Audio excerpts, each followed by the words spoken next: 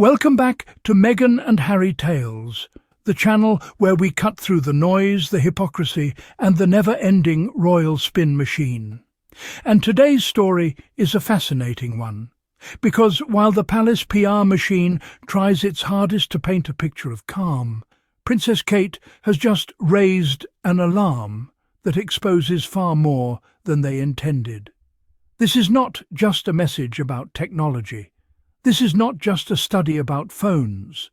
This, my friends, is a warning that comes at a moment when the monarchy is quietly drowning in scandal, pressure, and internal disconnection. So buckle up. Let's get into it. Today, let's talk about the pace of modern life and the connections we're losing along the way. Despite our technological marvels, many of us are more distracted and less present with those we love. The Princess of Wales, Catherine, recently warned about Technoference, how our devices can build invisible walls between parents and children. Her message: put down the phone, look your child in the eye, and truly listen. It's a timely reminder, especially as we see families together but apart, each lost in their own digital world. But why now? Is this just a caring mother's advice, or is there a deeper royal strategy at play? As we pull on this thread, we may find it's woven into a much larger, more complicated picture, one that tells us as much about the monarchy as it does about modern family life.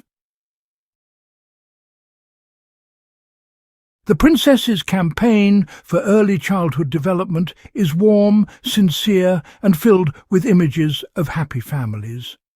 She urges us to reclaim our attention from screens to strengthen our families. It's a message that's hard to argue with. But why is it gaining such prominence now, when concerns about technology and family have been around for years? The royal household is known for strategic timing. Every initiative is carefully planned. A positive story about family connection can set the agenda and create a narrative of stability. It's a gentle melody, soothing the public ear. But context matters. The royal narrative is complex, with both triumphs and troubles. Promoting this message now feels significant. More than a public service announcement, it's a strategic move to reinforce the monarchy's image. The question remains, what storms might this be distracting us from? The royal family is often presented as the ultimate model of unity and tradition. Yet their own history is marked by public disconnection, divorces, fractured sibling relationships, and estrangement.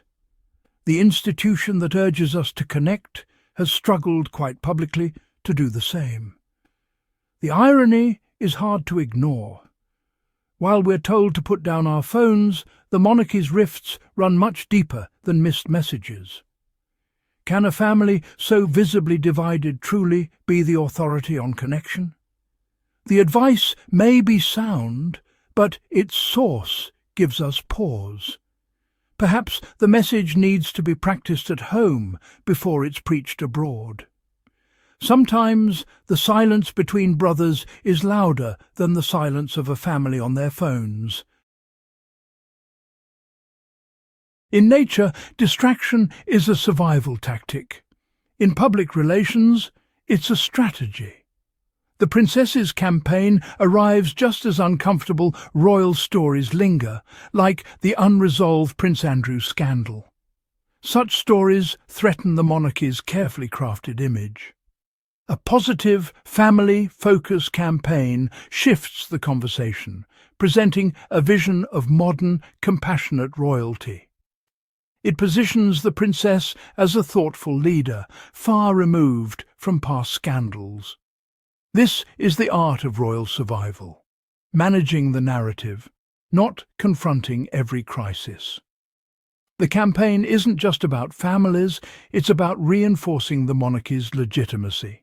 It's a beautifully crafted distraction from the less palatable truths beneath the royal story. The Princess of Wales is praised for her message about family connection and mental well-being. She's seen as a compassionate modern royal, her words celebrated by the media. Yet when Meghan and Harry spoke about similar struggles, the response was starkly different. Their honesty was often dismissed as complaining or attention-seeking. The message is the same: mental health and connection matter, but the reception depends on the messenger. Kate's words are public service. Meghan's were seen as rebellion. This reveals a bias in how we process these stories. We're comfortable with managed, top-down discussions, but not with raw, personal testimony. The praise for Kate highlights a deep-seated prejudice in public perception. Who speaks and their relationship to the establishment often matters more than what's actually said.